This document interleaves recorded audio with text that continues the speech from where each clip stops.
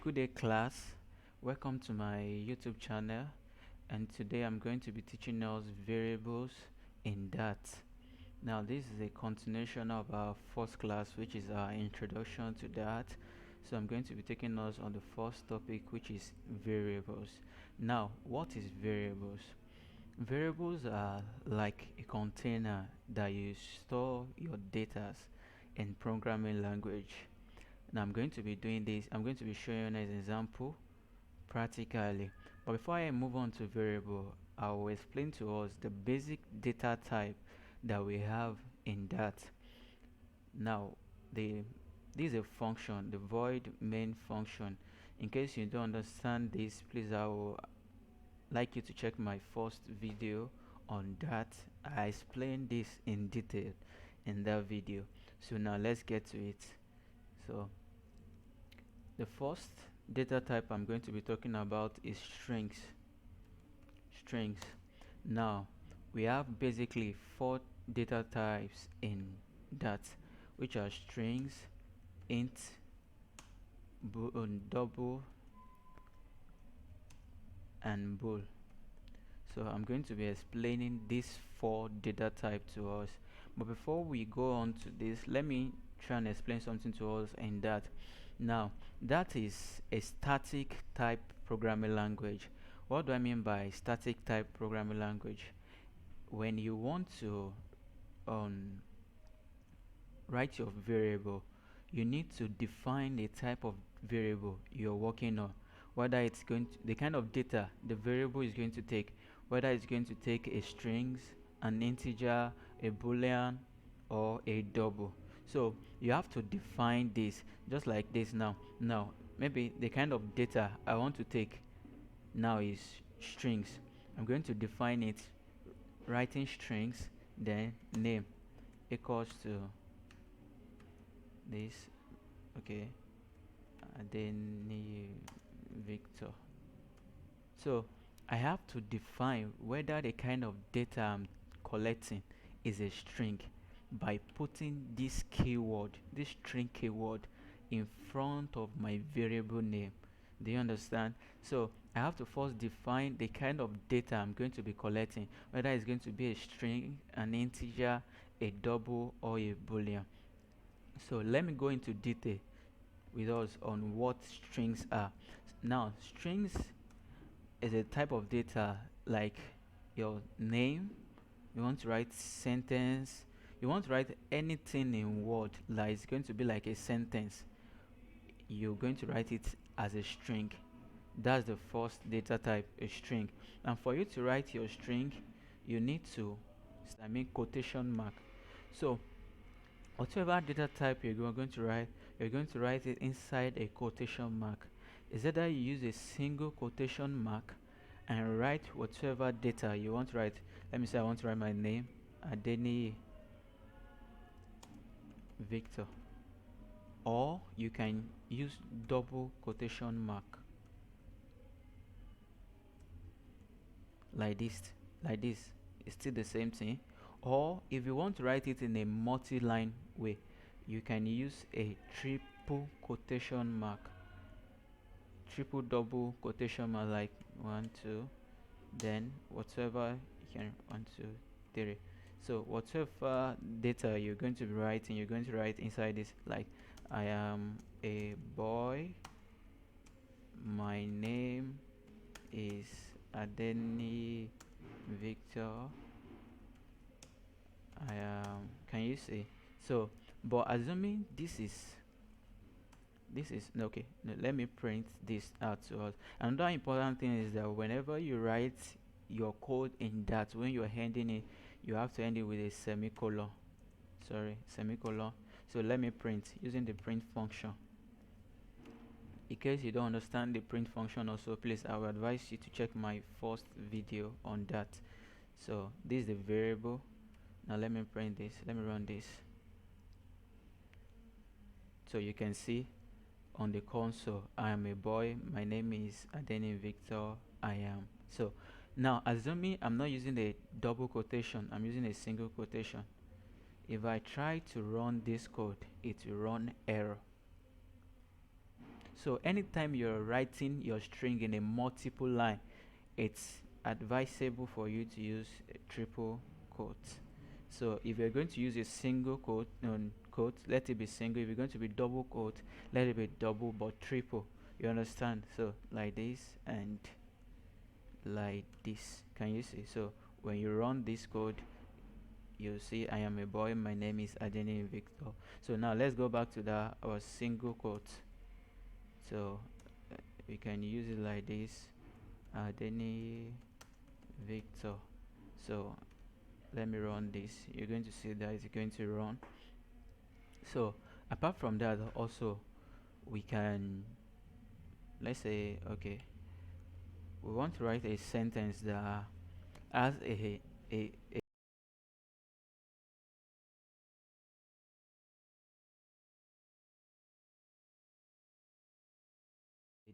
colon inside a sentence. Whenever you want to write a string, one thing you must always be at the back of your mind is this: a string will always have a colon. Is either a double colon or a single colon. Whatever data that you're going to write will be inside this colon. Do you get? So now I want to write a sentence that has a colon inside it, like, okay, it's, can you see my book? Now this way tell that you have finished your string data type like this. Can you see? So the best thing to do is that if you're writing a colon inside a sentence in a string, is either you use a double colon to start, then you close with a double colon, so that whatever you're writing will be in a single colon. But in case you are using a double colon inside it, then you use a single colon outside there and outside there. Do we get? So let me run this. It's going to run. So another data type we have in that is int. Now int is your 1 2 3 4 5 6. So whenever you're writing your int, you're going to write a number, integer number. So it's going to be 1 2 3. So let me change this from name to, let me use num. Sorry, num. So I'll have to change the variable name here to num. So if I print this, you're going to see 1. Yeah, can you see? So that's another data type. We have double. When we talk about double, we mean a decimal point number. So let me say GPA equals to 3.6. Let me run this. So let me change this to GPA. Let me run this. So that's 3.6. So that's double. Now when we talk about boolean are either true or false. So I can say this is a false. Okay, sorry, let me flag. That's true equals to, sorry, true, semicolon. Always remember to end your code line with semicolon whenever writing any code in that. So let me run this. Okay, let me cancel this. Sorry, let me write flag. So let me run this. You're going to see true. So if I decide to change this to false, sorry, to false, you're going to see it's going to be false. So these are the basic data type we have in that. There are more data types. So another thing is this. Now the times that, okay, let's do this. Let me show you something. Now these are double. Now I told us that it's going to be a decimal point number. If I change it to 1 and I try to print it out, GPA, let me run this, you're going to see it's going to pop up 1.0. It has to be in decimal point. So if I try to put my int in 1.3, let me run this. No, let's translate this. It's going to say error. Why? Because the only type of data this can collect, it must be an integer, a whole number. It can't take a decimal point number. So in case you want to write your code, whether you're not certain whether you'll be using a decimal number or your whole number, instead of writing int or double, you can just write num, then your variable name, let's say age. Okay, let's say distance. Yeah, distance can either be a double, can be a decimal point number or your whole number. So now let's say distance 10. Let's put this like this. So let me change this to distance. Let me run this. Can you see? So if I change this to 10.8, let me run this. You're still going to have your data. So now let's go to variable. Now, just like I said, variables are like a box where you store your data. All these data type that we've mentioned: strings, boolean, int, double, numbers. Variable is the container you store this data, so that when you want to use it again, you can easily use them. Now imagine I have a sentence like, my name is Victor. I am sorry. I am 10 years. I'm sorry, years old. Okay. Let me say I want to use my name again. Victor is a boy. Let me say Victor is typing. Now let me try and print this. Print using this. Remember, it's a sentence, so you put your, now we have it on the multiple line, so you use your triple double colon like this, also triple double colon, then you close it. Sorry. Then you put your semicolon. Remember to always end your code with semicolon when you're writing your code in that. So let me run this. Going to see it prints out my name. Now imagine I have like 1000 line of code and I want to change Victor. I will have to go to this Victor, change it to Femi.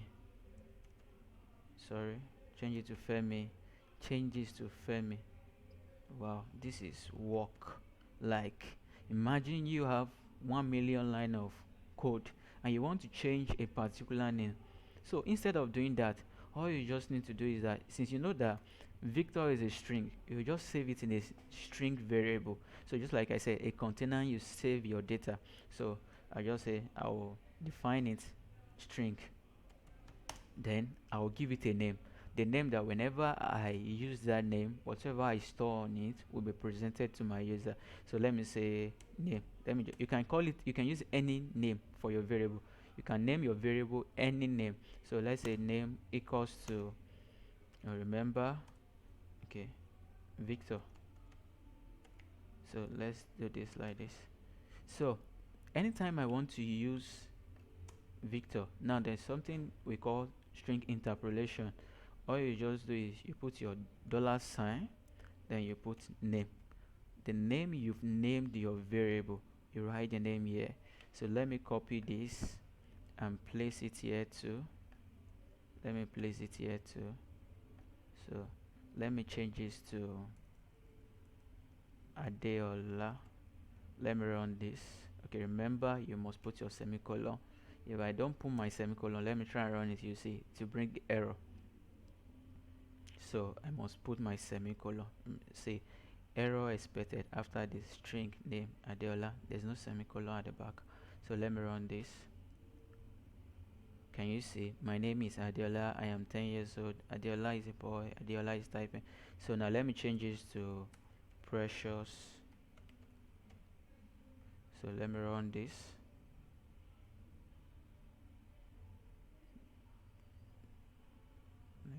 Okay, can you see? My name is Precious. I'm 10 years old.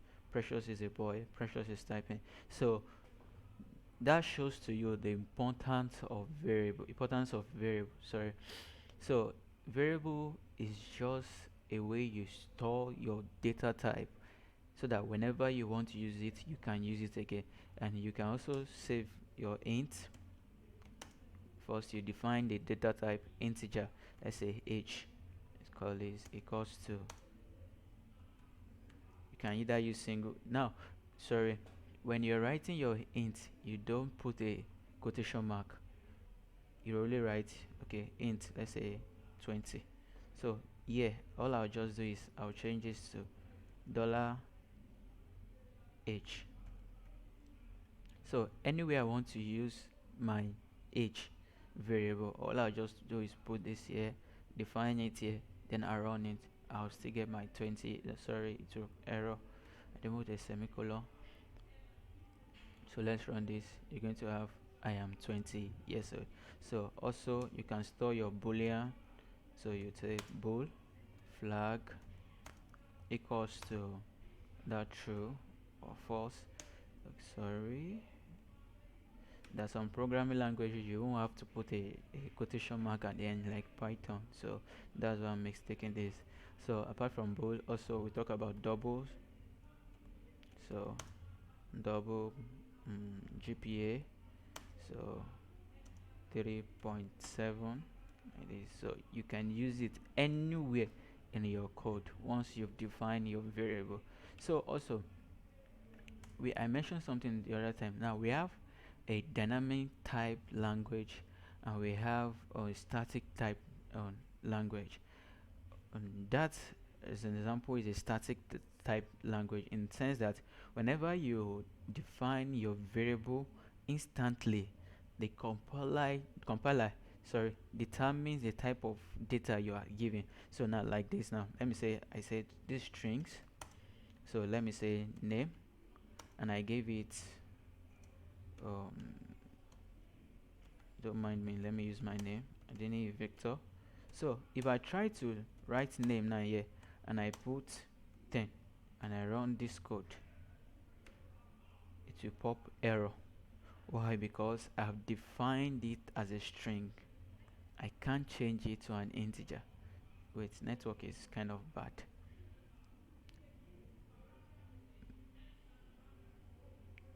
Sorry about that. So can you see now error? Because this is already a string, you can't change it to an integer. So let me try and change it to, well, you can modify it now. I don't want to be precious, I don't want to be Victor again. I can decide to change it to, okay, precious. Can you see? So let me run this. I've changed the name to, sorry, I didn't define a variable age, so it shouldn't be there. Let me just say 10.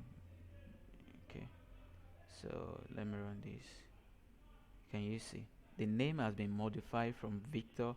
Now, one thing you need to understand, in my first class also I explained that that is a compiler language, in the sense that it compiles your language line by line. After this line is, it executes your language line by line. After this line is executed, it executes the next line, the next line, the next line. So the first thing here is that my name is Victor. So if I try to print, let me try and print my name here, like, okay, name, let me try and print name here. So you see, let's run this. You see that at first it prints identity Victor. That's this line, print name, identity Victor. So and I modify my name, I gave it another name, precious. So by the time I print it out here, it's printing out precious. Do you understand now? So that's that.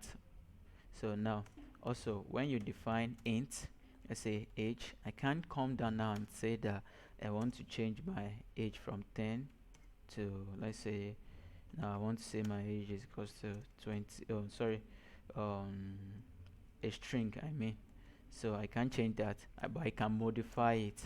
So, but in case, now if I try to write a string here, now I already defined that this is an int, and I try to write a string like, okay, Adeni Victor.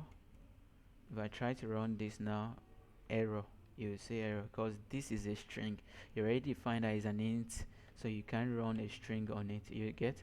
So, but in case you want to make it as to accept any data type, you just write variable. So I mean var, sorry, var. So if I put a string here and I run it,